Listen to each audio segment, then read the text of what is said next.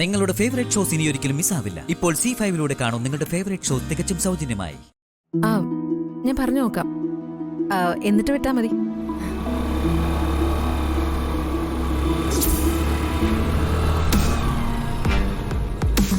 ഞാൻ വിളിക്കാം.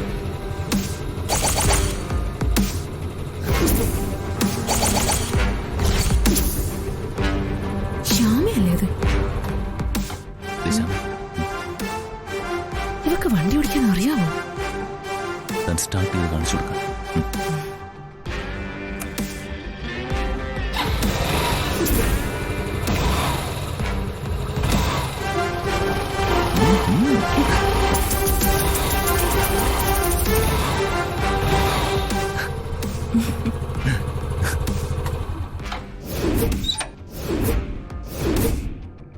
എന്താടത്തി അന്തം വിട്ട് നോക്കുന്ന? സ്കൂട്ടർ ഓടിച്ചത് ശ്യാമ തന്നെയാണെന്ന സംശയമാണോ? സംശയിക്കണ്ട, ശ്യാമ തന്നെയാ. നിനക്ക് വണ്ടി ഓടിക്കാനൊക്കെ അറിയായിരുന്നു അല്ലേ? എനിക്കറിയാൻ പാടില്ലായിരുന്നു ഏടത്തി. പക്ഷേ ഏടത്തിയായിട്ട് എന്നെ സ്കൂട്ടർ പഠിപ്പിച്ചു.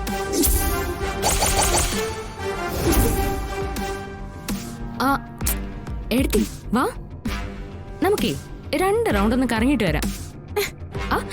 ഏടത്തി, എനിക്ക് ഏതെങ്കിലും കാര്യത്തില് ആരെങ്കിലും തോൽപ്പിക്കണമെന്നുള്ള ഒരു ചിന്തയും ഉണ്ടായിട്ടില്ല. പക്ഷേ ഐശ്വര്യയുടെ രീതികൾ കാണുമ്പോ ഏടത്തിയെ തോൽപ്പിച്ചുകൊണ്ടേ ഇരിക്കണം എന്നൊരു തോന്നൽ വരുന്നുണ്ട്.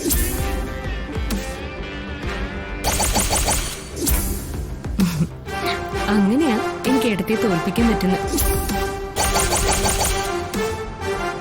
പിന്നെ എടുത്തിട്ട് കൂട്ടുകാരികളില്ലേ, അവരോടും വിളിച്ച് വിവരം പറയണം ഞാൻ വണ്ടി പഠിച്ചു. നീ ആളാവാണോ? ശ്യാമ ആളാവാനൊന്നും നോക്കിയിട്ടില്ല. പക്ഷേ ശ്യാമ ആളാകണമെന്ന് എനിക്ക് ആഗ്രഹമുണ്ട്. അതുകൊണ്ട് ഞാൻ ശ്യാമയെ ആളാക്കുക.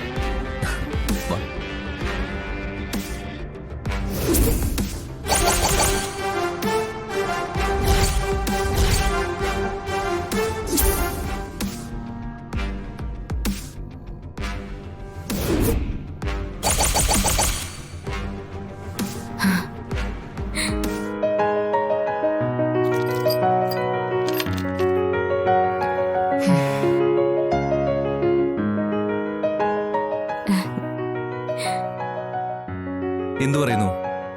ആത്മവിശ്വാസം കിട്ടിയോ? കിട്ടി സർ, പൂർണ്ണമായിട്ടും കിട്ടി. സാറെന്ന് പറഞ്ഞില്ലേ ഡ്രൈവിംഗില് നമുക്കൊരു ആത്മവിശ്വാസം കിട്ടുമെന്ന്? അതെനിക്കുണ്ടായി.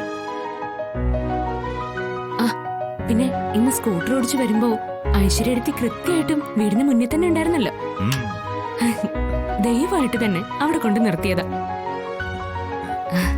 അവഹേളിച്ചതിനെ ഇതിലും സുന്ദരമായൊരു മറുപടി കൊടുക്കാനില്ല. എന്റെ ദൈവം കൃത്യമായിട്ടും എന്റെ മനസ്സ് കണ്ടു. അത് ശരി, ക്രെഡിറ്റ് മുഴുവൻ ദൈവത്തിന് പോയി അല്ലേ? ഇത്രയും ചെയ്ത നമ്മളാവും. സർ അങ്ങനെ പറയല്ലേ. ഞാൻ പറഞ്ഞിട്ടില്ലേ, എന്റെ മനസ്സില് സാറിന് ദൈവത്തിന്റെ സ്ഥാന. ദൈവമെന്ന് ഞാൻ പറയുമ്പോ അത് സാറിനെയും കൂടി ഉദ്ദേശിച്ചാ പറയുന്നത്. അല്ല, സ്കൂട്ടർ പഠിച്ച സ്ഥിതിക്ക് ഇനി കാറും കൂടി പഠിക്കണ്ടേ? ഇത് മുമ്പാണ് സാറിനോട് ചോദിച്ചിരുന്നെങ്കിൽ അയ്യോ സാർ വേണ്ട എന്നൊക്കെ ഞാൻ പറഞ്ഞേനെ. പക്ഷെ ഇപ്പൊ ഞാൻ പറയാ, പഠിച്ചാൽ നന്നായിരുന്നു എന്ന്. എനിക്കെന്തോ ആത്മവിശ്വാസം നന്നായി കൂടുന്നുണ്ട് സർ. സാറും കൂടെ അടുത്തുള്ളപ്പോ എനിക്ക് എന്തും ചെയ്യാൻ സാധിക്കുന്നൊരു ധൈര്യം അറിയാതെ എന്റെ മനസ്സിൽ വരിക. ആ കൈങ്ങന്നേ അടിപൊളി. പറഞ്ഞത് നമ്മുടെ ആദിമോനെ കുറിച്ചാ. ആദ്യെ കുറിച്ച് എന്താ പറഞ്ഞ? അത് ആദിക്ക് വേറൊരു പെൺകുട്ടിയായിട്ട് ബന്ധമുണ്ടെന്ന്. ആദിക്ക് വേറെ ബന്ധമൊന്നോ? അതെ ഏട്ടാ, പെൺകുട്ടിയെ നമ്മൾ അറിയും. അശ്വതി. അശ്വതിയോ? ഏതശ്വതി? ആശുപത്രിയില് എനിക്ക് ബ്ലഡ് തന്നില്ലേ ഒരു അശ്വതി? ഞാനെന്ന് മോതിരമൊക്കെ കൊടുത്തു. ഈ വീട്ടിൽ കൊണ്ടുവരികയും ചെയ്തു. ആ അശ്വതിക്ക് നമ്മുടെ മോനുമായിട്ട് ബന്ധമുണ്ടെന്നാ പറഞ്ഞേ. ഏ അല്ല ആനന്ദേട്ടാ, കാര്യങ്ങളെല്ലാം കൂട്ടി വായിച്ചപ്പോ എന്നെ ഫോൺ ചെയ്ത ആള് പറഞ്ഞ കാര്യങ്ങള് സത്യം തന്നെയാണെന്ന് എനിക്ക് തോന്നുന്നേ. നമ്മൾ അറിയാത്ത ഒരു പുകച്ചില് ഈ വീട്ടിൽ നടന്നല്ലോ. അന്ന് അരുണും ആദിയും തമ്മിൽ വഴക്കുണ്ടായി. ആദിയും അമൃതയും തമ്മിലും പിണങ്ങി. അമൃത ഒരുപാട് പ്രശ്നങ്ങൾ ഉണ്ടാക്കി. എല്ലാത്തിന്റെയും പിന്നില് ഇതുതന്നെയാണോ കാരണം ഏട്ടാ? വസു എന്തായി പറയുന്നേ? നമ്മുടെ കുടുംബത്തില് എന്തോ ഒരു ആപത്ത് സംഭവിക്കാൻ പോവുക. അന്ന് അഖിയുടെയും ശ്യാമയുടെയും കല്യാണ ദിവസം അമൃത ഈ വീട്ടിൽ നിന്ന് ഇറങ്ങിപ്പോയില്ലേ? അതൊക്കെ ഈ സംഭവമായിട്ട് ബന്ധപ്പെട്ട് കിടക്കുന്നു എന്റെ മനസ്സ് പറയുന്നേ. നമ്മളറിയാതെ എന്തൊക്കെയോ കാര്യങ്ങൾ ഈ വീട്ടിൽ നടക്കുന്നുണ്ട്. നമുക്കൊരു കാര്യം ചെയ്യാം, ആദ്യം എങ്ങോട്ട് വിളിക്കാം, നമുക്ക് കാര്യങ്ങൾ ചോദിക്കാം.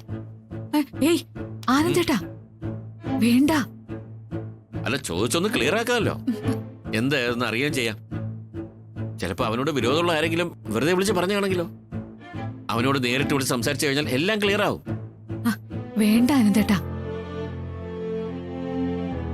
ആനന്ദേട്ടൻ ഇക്കാര്യത്തിൽ ഇടപെടുകയേ വേണ്ട. അറിഞ്ഞ ഭാവം പോലും കാണിക്കണ്ട. കാര്യങ്ങളൊക്കെ ഞാൻ കൈകാര്യം ചെയ്തോളാം. വേണ്ട വസു, ഇത് ഞാൻ ചോദിക്കാം. ഇപ്പൊ തന്നെ എല്ലാം സംസാരിച്ച് ഉറപ്പുവരുത്താം. നിനക്ക് സമാധാനത്തോടെ ഉറങ്ങുകയും ചെയ്യാം. ആനന്ദേട്ടൻ സമാധാനമായിട്ട് ഉറങ്ങിക്കോ. ഇത് ഞാൻ കൈകാര്യം ചെയ്തോളാം. സത്യത്തില് ഇതൊന്നും ആനന്ദേട്ടനോട് പറയണ്ടെന്ന് കരുതിയതാ. പിന്നെ തോന്നി ഒക്കെ ആനന്ദേട്ടൻ കൂടി അറിയട്ടെന്ന്. ഒട്ടും ടെൻഷൻ ആവണ്ട. ഇത് ഞാൻ തന്നെ കണ്ടുപിടിക്കാം. ഞാൻ തന്നെ കൈകാര്യം ചെയ്യാം. താനിത് എങ്ങനെ കണ്ടുപിടിക്കുന്ന പറയുന്നത്? ഞാൻ ഇനി ആദിയുടെ ഓരോ ചലനവും ശ്രദ്ധിക്കാൻ പോവാ. അവൻ ആരെയൊക്കെയാ കാണുന്നേ, ആർക്കൊക്കെയാ ഫോൺ ചെയ്യുന്നേ, ഒക്കെ പിറകെ നടന്ന് ഞാൻ കണ്ടുപിടിക്കും. ഒരാഴ്ചയ്ക്കുള്ളിൽ അറിയാൻ പറ്റും എന്നെ ഫോൺ ചെയ്ത് പറഞ്ഞ ആള് പറഞ്ഞതൊക്കെ കള്ളമാണോ അതോ സത്യമാണോന്ന്. വസു, താൻ ഒറ്റയ്ക്ക് ഈ പ്രശ്നം ഡീൽ ചെയ്ത് വെറുതെ പ്രഷർ കൂട്ടണ്ട. ഞാൻ ചോദിക്കാൻ കാര്യങ്ങൾ. വേണ്ട ആനന്ദേട്ടാ. ആനന്ദേട്ടൻ ഇതൊന്നും അറിഞ്ഞ ഭാവം കാണിക്കണ്ട. ഇത് ഞാൻ തന്നെ കണ്ടുപിടിക്കാം. ഇനിയുള്ള ദിവസങ്ങള് ഞാൻ ഈ രഹസ്യം കണ്ടുപിടിക്കാൻ വേണ്ടി മാറ്റിവെക്കുക. ആനന്ദേട്ടൻ എല്ലാരോടും നോർമൽ രീതിയിൽ ഇടപെടാവും. ഞാനെല്ലാം കണ്ടുപിടിച്ച് പൂർണ്ണമായും ക്ലിയർ ആയ ശേഷം ആനന്ദേട്ടനോട് പറയാം. പിന്നെ നമുക്ക് ഒരുമിച്ച് തന്നെ ആദിയോട് സംസാരിക്കാം.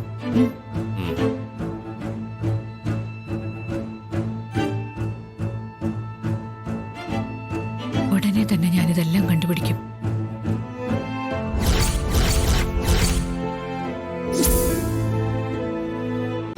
ഡൗൺലോഡ് ചെയ്യൂ C5 ആപ്പ്. കാണൂ എല്ലാ എപ്പിസോഡുകളും സൗജന്യമായി.